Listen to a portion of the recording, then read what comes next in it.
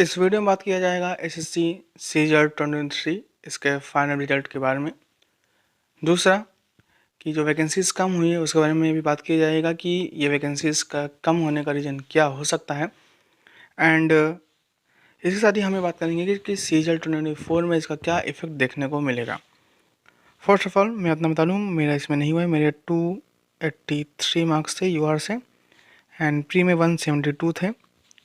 हाँ, कुछ गलतियाँ हो गई, अब वो दिन नहीं था, जो भी था क्या था पता नहीं, बट कुछ गलतियाँ मुझसे हो गई। अब दूसरा, अब हम देखते हैं कि भाई रिजल्ट आप सभी को पता है कि रिजल्ट आ चुका है। 303 आई थिंक टीए की कट ऑफ गई है, टीए सीबीआईसी की, यूआर की, एंड 310 गई है जीएसटी की।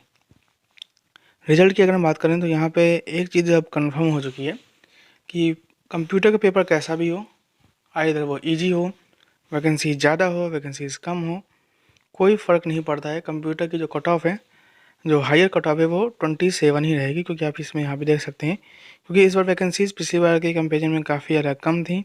ऑब्वियसली जो एक रेशियो था पिछली बार की तुलना में, वो भी पूरी तरीके से टिल्ट था जो कंप्यूटर वाली वैकेंसीज हैं उनके ऊपर। पिछली बार तो नॉन कंप्यूटर वाली वैकेंसीज काफ़ी थी, लेकिन इस बार तो वो भी नहीं थी। देन यहाँ पर देख सकते हैं कि जो कट ऑफ गई है कंप्यूटर की, वो गई है 27।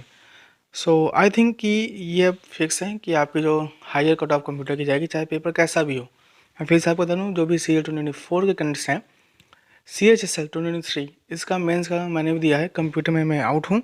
देन काफ़ी अजीब व गरीब कंप्यूटर था। मैं बता दूँ कि CGL में मेरे 47 मार्क्स थे एंड CHSL जिसका पेपर इसके एक हफ्ते बाद हुआ है, मैं पास भी नहीं हूँ। मतलब मिनिमम क्राइटेरिया जो होता है, जो कि होता है 13.5 मार्क्स, मतलब कि 14 मार्क्स, उतने भी मेरे नहीं हैं। तो मैं आपको ये चीज़ बता दूँ कि कंप्यूटर को आप लाइटली नहीं ले सकते। अब पेपर टफ भी हो तो भी कट ऑफ जो है आई थिंक 27 ही जाएगी, और अगर पेपर इजी भी हो तो भी कट ऑफ जो है 27 ही जाएगी। चलिए अब इसका हम हटाते हैं। अब यहाँ पे ये सारी चीज़ें यहाँ पे दी हुई हैं कि टोटल जो है 7,859 कैंडिडेट्स थे। अब वैकेंसीज इतनी कम क्यों हो गई, इसके पीछे का रीज़न आपको नीचे दिख जाएगा। ये सारी यहाँ पे कट ऑफ है और ये सब कुछ आपको देखने को मिलेगा। चलिए ठीक है। ASO की कट ऑफ गई है 320 एंड जो आई थिंक, अच्छा, काफ़ी सारे लोगों के क्वेश्चन है कि उनके मार्क्स जो है काफ़ी हाई थे, लेकिन फिर भी उनका लिस्ट में नाम नहीं है। अब इसके पीछे का एग्जैक्ट कारण तभी आपको पता चलेगा जब मार्क्स आ जाएंगे। बट ये भी हो सकता है कि जो क्वेश्चन चेंज हुए उसमें ऑप्शन चेंज हुए, तो पहले जो आपका राइट था बाद में वो रॉन्ग हो गया हो, या कई सारी ये भी चीज़ देखने को मिलती है कि भाई लोगों के प्रेफरेंस पे भी फ़र्क पड़ता है। डिफरेंट प्लेटफॉर्म पे आपको कुछ भी देखने को मिल जाएगा। काफ़ी सारे लोग लिखते हैं कि मेरे हैं 307 मार्क्स थे, यूआर से मेरा नहीं हुआ, या 310 मार्क्स है मेरा यूआर से नहीं हुआ, what ever the reason. But जब तक मार्क्स नहीं आते हम कुछ नहीं बोल सकते कि भाई रीज़न क्या था। जो एक आई थिंक ये कॉमन रीज़न है कि काफ़ी सारे कैंडिडेट्स हैं जिनके क्वेश्चंस में चेंजेस हुए होंगे। लेट्स सी कि पहले उनका ऑप्शन ए राइट था, बाद में एसएससी चेंज करके बी किया, तो उनके तो -4 मार्क्स हो गया और किसी के +4 हो गए। तो ये छोटी मोटी चीज़ें हैं जो कि इफ़ेक्ट डालती हैं। फिर टाई ब्रेकिंग का जो केस है कि हो सकता है कि उनके क्वांट में नंबर जो है कम रहे हों, और किसी एक बंदे जिसके सेम मार्क्स हो उसके क्वांट में नंबर सेक्शन 1 में ज़्यादा रहे हों। तो ये सारी चीज़ें भी होती हैं। जब तक मार्क्स नहीं आ जाते हम कुछ भी नहीं बोल सकते। चलिए, तो अब दूसरी चीज़ है, यहाँ पे जो वैकेंसीज़ हैं वो हैं आपकी AAO, assistant account officer, auditor और अकाउंटेंट। ये लगभग 581 वैकेंसीज है जिनको एसएससी ने, सॉरी, कैग ने वापस ले लिया है। अब इसमें एसएससी कोई भी गलती नहीं है। अब रिजल्ट जो डिले हुआ 3-4 दिन, आई थिंक कि ये एक मेन रीज़न था, क्योंकि एसएससी ने फाइनल वैकेंसीज़ में इनको मेंशन किया था, लेकिन अब ये वैकेंसीज इसमें नहीं है। अब इसके पीछे का रीज़न मैं आपको बता दूँ कि एक्चुअली में AAO 2022 इनके जो भी कैंडिडेट्स हैं इनकी ज्वाइनिंग पे स्टे लग चुका है। अब इसके पीछे का कारण ये है कि ऑडिटर्स जो है, आप सेल्स का एग्ज़ाम पास करके ऑडिटर से आप AAO बन सकते हैं। तो काफ़ी सारे कैंडिडेट्स हैं जिन्होंने पास किया सेल्स का एग्ज़ाम।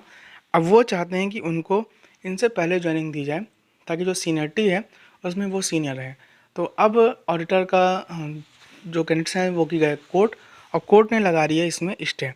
एंड यही सेम केस है MES के साथ। MES में जो लोग सेलेक्ट हुए हैं CGL 22 के थ्रू, उन सभी की ज्वाइनिंग पे स्टे लग चुका है। अब वो अभी करंटली उनकी ज्वाइनिंग नहीं हुई है। देन यही केस आपका कैग में भी हो चुका है। अब कैग में आप सभी को पता है कि नया रिक्रूटमेंट रूल्स आ गया है कि ऑडिटर से आपका सीनियर ऑडिटर जो कि 4600 गेट पे है, उसमें बनने में आपको लगभग जो है इसमें अभी 6 साल लगेंगे। तो ये एक मेन रीज़न है कि जो कैंडिडेट्स हैं जिनका जो है स्टे लगा दिया गया है, वो CGL 22 में सिलेक्टेड जो भी बंदे हैं डब्ल्यू, उनकी ज्वाइनिंग नहीं हुई है। तो अभी कैग में ये केस चल रहा है। तो कैग ये नहीं चाहता कि भाई जब 22 की ज्वाइनिंग नहीं हुई तो हम 23 वाले कैंडिडेट्स को भी साथ में लाइन में हम ना खड़ा कर लें। इसीलिए कैग ने जो भी वैकेंसीज है सारी वैकेंसीज़ को विड्रॉ कर लिया है। देन यहाँ पे कैग में 0 वैकेंसीज़ हैं।